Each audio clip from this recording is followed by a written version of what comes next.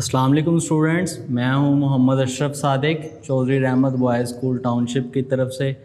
आज हम डिस्कस करेंगे 9th class biology chapter number 1।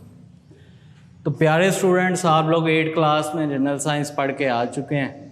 तो आपको याद होगा कि आपकी जो 8th क्लास की बुक है जनरल साइंस की, वो 3 हिस्सों पर मुश्तमिल थी। तो चैप्टर नंबर 1, 2 और 3 जो है उसमें बायोलॉजी के चैप्टर थे। चैप्टर नंबर 4, 5 और 6 जो हैं वो केमिस्ट्री के चैप्टर थे। चैप्टर नंबर 7, 8, 9, 10 और 11 जो हैं ये फिज़िक्स के चैप्टर थे। तो इनको ज़रा हम डिस्कस करते हैं कि असल में हमने अब करना क्या है। 8 क्लास तक तो आपकी जनरल साइंस थी एक ही बुक पर मुश्तमिल, लेकिन 9th क्लास में आप आए हैं तो यहाँ पर आपकी जो साइंस है समझ लें वो 2 ग्रुप बन गए हैं, एक बायोलॉजी ग्रुप और दूसरा है जी कंप्यूटर ग्रुप।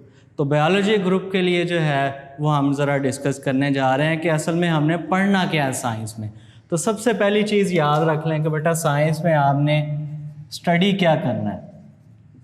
तो साइंस के अंदर बेटा हम स्टडी करते हैं मैटर को। मैटर क्या चीज़ है जी? हर वो चीज़ जो वज़न रखती है और जगह घेरती है उसको हम मैटर कहते हैं। Anything that has weight and occupy some space is called matter.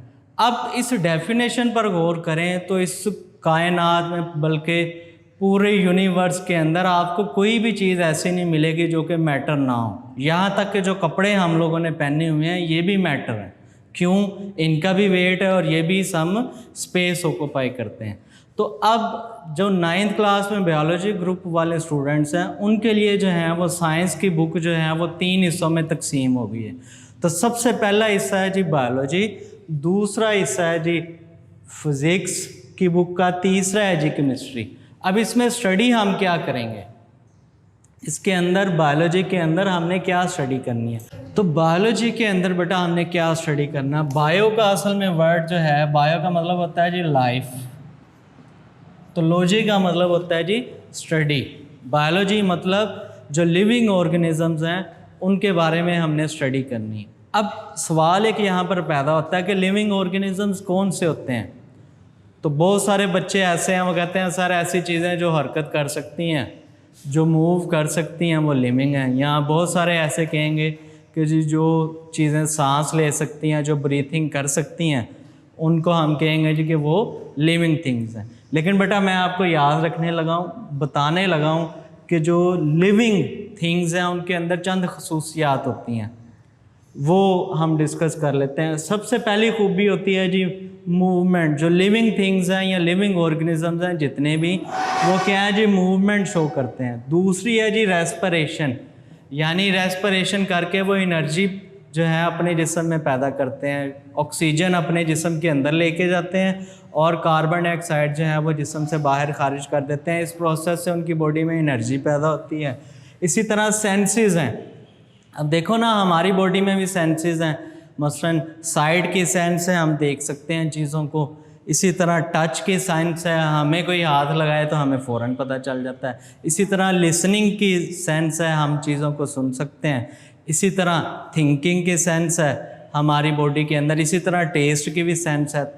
तो जो लिविंग ऑर्गेनिज्म है उनके अंदर क्या है, ये सेंसेस भी उनकी काम करते हैं। उसके बाद ये ग्रो भी करते हैं, यानी अपने साइज़ में इजाफा भी करते हैं। उसके बाद ये रिप्रोडक्शन भी करते हैं। रिप्रोडक्शन का क्या मतलब है, यानी आगे नए बेबीज़ पैदा करने की सलाहियत इनमें होती है। तो इसी तरह ये ईटिंग भी करते हैं। जो लिविंग ऑर्गेनिज्म है इनकी खुराक भी कोई होती है। इसी तरह न्यूट्रिशन, यानी कोई खुराक लेते हैं ये जिसको ये ईट करते हैं। और फिर उसके बाद है जी एक्सक्रेशन, यानी वेस्ट। अब यानी जो भी खुराक हम खाते हैं उसके हमारी बॉडी में जाकर क्या होती है जी डाइजेशन होती है, ब्रेक डाउन होती है फूड की, और उससे एनर्जी पैदा होती है। वो एनर्जी हमारे ब्लड में शामिल हो जाती है और जो वेस्ट होता है वो हम जिस्म से बाहर निकाल देते हैं। अब ये सारी करैक्टरिस्टिक्स अगर आप ऐसे याद रखेंगे तो आपके लिए बड़ा मुश्किल होगा। तो इसके लिए मैंने एक वर्ड बनाया जी, आप इसको याद रख सकते हैं जी, मिसेस ग्रीन ने। ठीक है जी, एम से मूवमेंट आपको याद रहेगा कि जो आपने करैक्टरिस्टिक शो करनी है। आर से रेस्पिरेशन आपको याद रहेगी कि जो लिविंग ऑर्गेनिज्म है वो रेस्पिरेशन करके एनर्जी पैदा करते हैं। इसी तरह सेंसेस, एस से आपको याद रहेगा।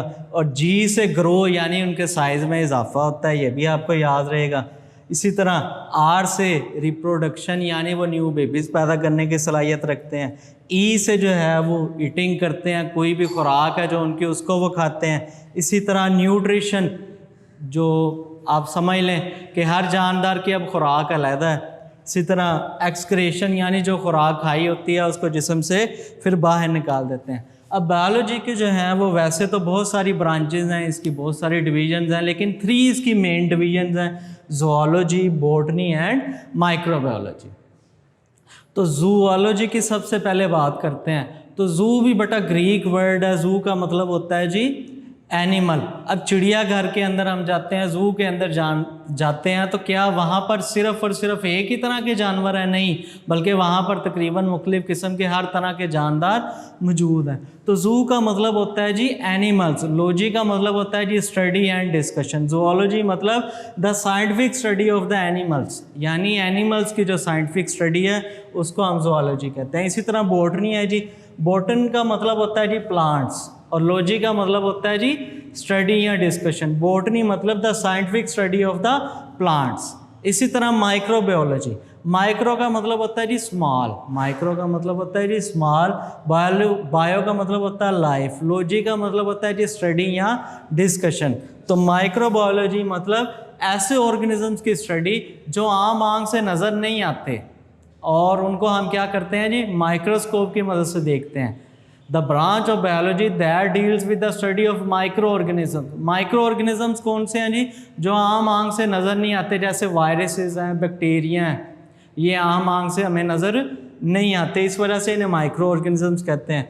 तो द साइंटिफिक स्टडी या the branch of biology that deals with the study of micro organisms with the help of microscope is called microbiology. इसके बाद बायोलॉजी के जो हैं वो मुख्तलिफ ब्रांचेस डिस्कस करते हैं हम। तो मॉर्फोलॉजी को डिस्कस करते हैं। मॉर्फो भी ग्रीक वर्ड है, मॉर्फो का मतलब होता है जी शेप एंड स्ट्रक्चर। तो मॉर्फोलॉजी का क्या मतलब हुआ? The branch of biology that deals with the study of shapes and structure of the living organism. Biology की वो ब्रांच जिसके अंदर क्या किया जाता है जी जानदारों की शक्लों सूरत और उनके स्ट्रक्चर का मुतालिया किया जाता है, इसे मॉर्फोलॉजी कहते हैं। इसी तरह जी उसके बाद है बायोकेमिस्ट्री या मॉलिक्यूलर बायोलॉजी। ये क्या है जी?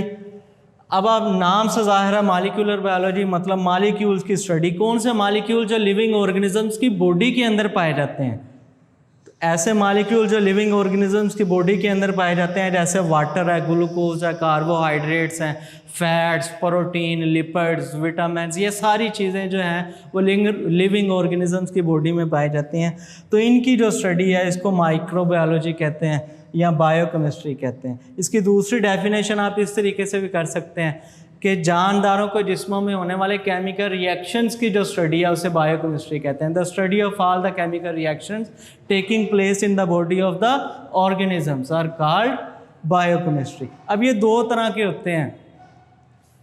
मेटाबॉलिज्म वैसे कहते हैं केमिकल रिएक्शन जितने भी होते हैं ये दो तरह के होते हैं, एक होता है एनाबॉलिज्म और एक होता है कैटाबॉलिज्म। एनाबॉलिज्म का मतलब है the collection of smaller molecules to make larger one, ठीक है। जबकि कैटाबॉलिज्म में क्या है जी? The break down of larger molecule into smaller one.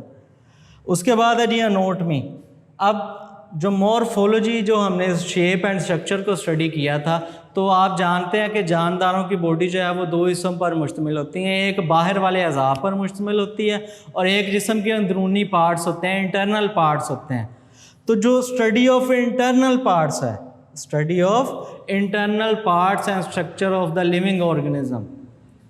अब यहाँ आप कह सकते हैं जी the study of living organism या study of the parts of the body after dissection in the living organism is called anatomy. उसके बाद टैक्सोनॉमी है जी। टैक्सा का मतलब होता है जी ग्रुप बंदी, क्लासिफिकेशन, ये भी ग्रीक वर्ड है। तो taxonomy means the study of classification and grouping of the organism is called taxonomy. अब आप जानते हैं कि हमारी जो है हम नर्सरी क्लास से पढ़ना स्टार्ट करते हैं और मैट्रिक तक मुख्तलिफ क्लासेस क्यों बनाई गई हैं? तो बच्चों इस वजह से बनाई गई हैं कि हम आपके दरमियान डिफरेंस को कायम रखना चाहते हैं, हम ये फ़र्क कायम करना चाहते हैं आपके खसूसियात को जानने के लिए। तो इसी तरह अब पूरी दुनिया में जो है वो बिलियंस ऑफ ऑर्गेनिजम्स पाए जाते हैं। तो क्या किया जाता है? इसके लिए उनकी ग्रुपिंग की जाती है उनके जो हैं वो स्पीशीज़ बनाई जाती हैं, अलग-अलग उनके फाइलम्स बनाए जाते हैं, फैमिलीज़ बनाई जाती हैं, ऑर्डर क्लासेस वगैरह, तो उसमें हम उनको स्टडी करते हैं।